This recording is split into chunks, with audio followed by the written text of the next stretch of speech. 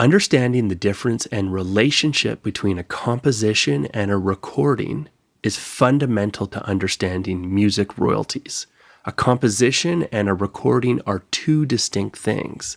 For example, the most covered song of all time is Yesterday by Lennon and McCartney. Does this mean that the Beatles collect all of the royalties every time a new version of their song is released? No. Let's dive into this topic to clarify.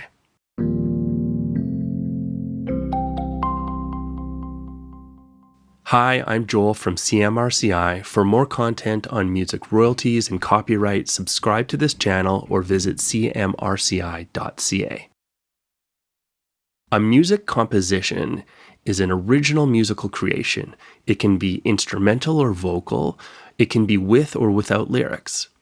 Instrumental works are generally referred to as compositions, like in classical music, whereas in popular music, compositions with lyrics are generally referred to as songs.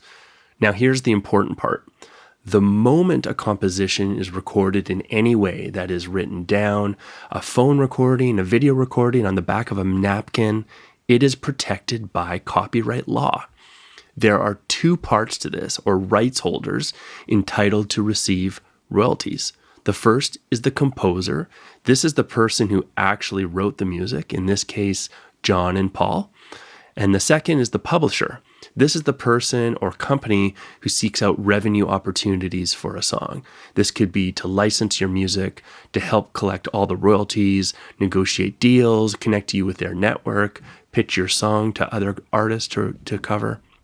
So again, the moment John and Paul, and let's be honest, it was Paul, wrote Yesterday, and even before it was released, the song was protected by these two copyrights. The composer copyright, which is often referred to as performance rights, and the publisher's copyright. Now, the second part is the recording. The recording of Yesterday, first released in 1965, is also covered by two copyrights. The first one is the master ownership. So this is typically whoever paid for the recording. This may be a label, or if you're an independent artist, this could be you.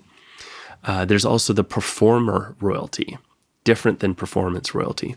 The performer royalty includes anyone who actually played on the recording. This could be vocalists, session musicians, beat makers. There's a big list of people it can include. In the case of the Beatles, this would be Paul and the rest of the Beatles, who are featured performers, but it also includes the string quartet and who are session musicians, and it likely also includes George Martin, their producer. So what this means is that if you release a solo cover of Yesterday and it receives airplay, then John and Paul receive a royalty for their composition, and the publisher, in this case Sony, receives a royalty on the publishing side. The master and performer's royalty, however, belongs to you. So you see, the composition and the recording are two totally different things.